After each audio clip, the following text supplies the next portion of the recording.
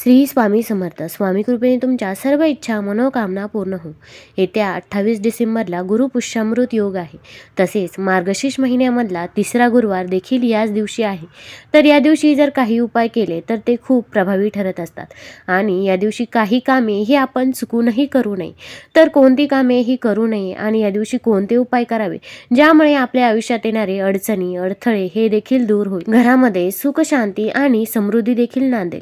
आपल्याला भरपूर वेळा आर्थिक टंचाई ही जाणवत असते. पैसा हा येण्यासाठी जागा राहत नाही किंवा पैसा आला तरी तो कुठेतरी वायफळ खर्च होऊन जातो. तर त्यासाठी आपण या दिवशी कोणती वस्तू आपल्या घरामध्ये आणावी. अगदी 2 रुपयाची वस्तू आणायची आहे. तिच्यामुळे आपल्या घरामध्ये सुख शांती ही नक्कीच नांदेल व घरामध्ये पैसा स्थिर राहण्यासाठी मदत देखील होईल. तर हा गुरुपुष्यामृत योग 27 तारखेला रात्री 1:03 सुरू होतो. तर दुसऱ्या दिवशी सकाळी 7:12 हा गुरुपुष्यामृत योग आहे. तर मार्गशीर्ष गुरुवारी म्हणजेच 28 तारखेलाच हा योग आहे. तर या काळामध्ये आपण कोणती कामे करावी तसेच कोणते उपाय करावे ही सर्व माहिती मी आज तुम्हाला या व्हिडिओमधून देणार आहे. पुष्य नक्षत्र गुरुवारी आल्यास त्या योगाला गुरुपुष्यामृत योग असे म्हणतात. या वर्षातील हा शेवटचा गुरुपुष्यामृत योग आहे. विवाह वगळता सर्व मंगल कार्यांसाठी हा योग शुभ समजला जातो. तसेच या योगावर सुवर्ण खरेदी केले असता त्याची वृद्धी होते अशी मान्यता आहे. सोने घरी आणल्यानंतर ते देवघरात देवापुढे ठेवून महालक्ष्मीची पूजा करावी. त्यामुळे हे सोने अक्षय टिकत व वाढते. तसेच सोन्यामध्ये दुपटीने देखील वाढ होते. त्यामुळे आपण या गुरुपुष्यामृत योगावर सोनेही खरेदी करू शकता. पण भरपूर जणांना सोनेही खरेदी करणे शक्य होत नाही. मग कोणत्या वस्तू खरेदी कराव्या ते देखील मी तुम्हाला सांगणार आहे. सोन्यासोबतच चांदी, घर, वाहन इत्यादी गोष्टींच्या खरेदीसाठी हा योग खूप शुभ मानला जातो. गुरुपुष्यामृत योगावर कोणत्याही नवीन कामाची सुरुवात जसे की व्यापार, व्यवसाय, उद्योग सुरू करणे, बंद पडलेले काम पुन्हा सुरू करणे, गुंतवणूक करणे, दानधर्म करणे हे हमखास यश मिळवून देणारे असते. जर तुम्हाला एखाद्या ठिकाणी पैसे जर गुंतवायचे असतील तर या दिवशी तुम्ही अवश्य तेथे पैसे गुंतवा. नक्कीच तुम्हाला त्याचा फायदा होईल. हिंदू धर्मशास्त्रामध्ये गुरुवारचा दिवस धार्मिक व मंगल कार्य करण्यासाठी शुभ समजला जातो. पुष्य नक्षत्र हे सर्व प्रकारची शुभ कार्य करण्यासाठी अत्यंत शुभ समजले जाते. पुष्य नक्षत्राला सर्व नक्षत्रांचा राजा देखील मानले गेले आहे. त्यामुळे आपण या दिवशी शुभ कार्य हे करू शकता. जेव्हा गुरुवार आणि पुष्य नक्षत्र एकत्र येतात त्यातून जो अद्भुत गुरुपुष्यामृत योग निर्माण होतो तो कोणत्याही कार्यात यश मिळवून देणारा ठरतो. तसेच या महिन्यामध्ये मार्गशीर्ष गुरुवार देखील आहे. या दिवशी अनेक साधक देवी लक्ष्मीची पूजा करतात. या दिवशी देवी लक्ष्मीची पूजा केल्याने लक्ष्मीची कृपा देखील प्राप्त होते. घरातून जे काही दारिद्र्य आहे ते देखील निघून जाते.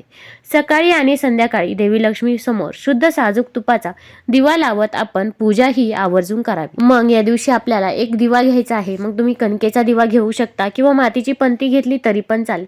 त्यामध्ये आपल्याला शुद्ध तूप टाकायचं आहे. तसेच चिमूटभर हळद देखील टाकायची आहे जी माता लक्ष्मीला आकर्षित करत असते. कारण की या दिवशी मार्गशीर्ष गुरुवार देखील आहे. मग अशा प्रकारचा दिवा आपण जरूर लावा. दिवा लावताना अगोदर खाली प्लेट ठेवावी.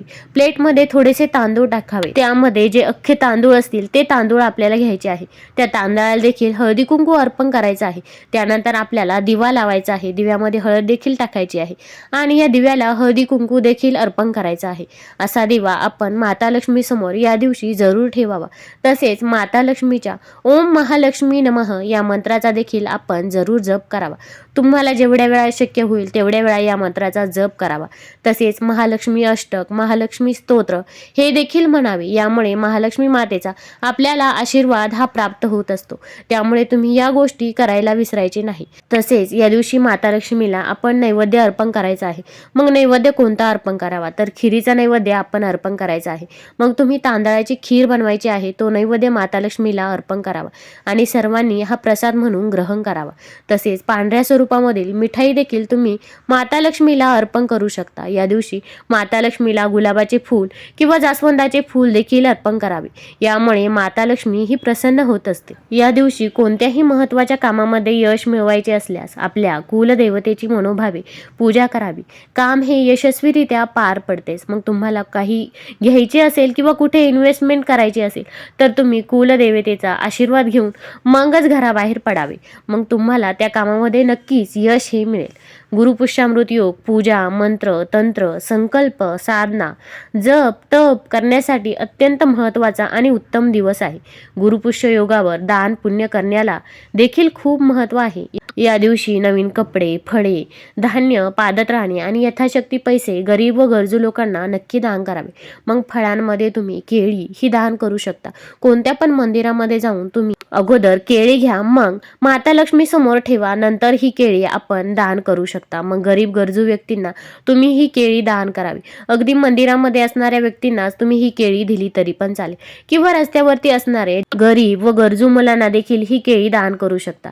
कारण की एखाद्या व्यक्तीला जर खरंच गरज आहे आणि त्या व्यक्तीला आपण असे दान केले ना, तर ते आपल्यासाठी खूप महत्त्वाचे आहे. त्याचे पुण्यफळ हे आपल्याला मिळत असते.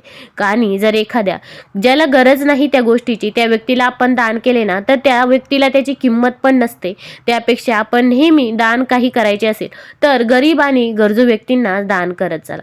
तसेच या दिवशी गुरुवार देखील आहे.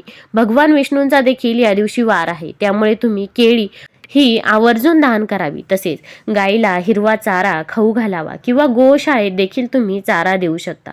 या दिवशी मंदिरात पूजा साहित्य देखील अर्पण करू शकता. तुमच्या इच्छाशक्तीप्रमाणे तुम्ही मंदिरामध्ये दान करू शकता.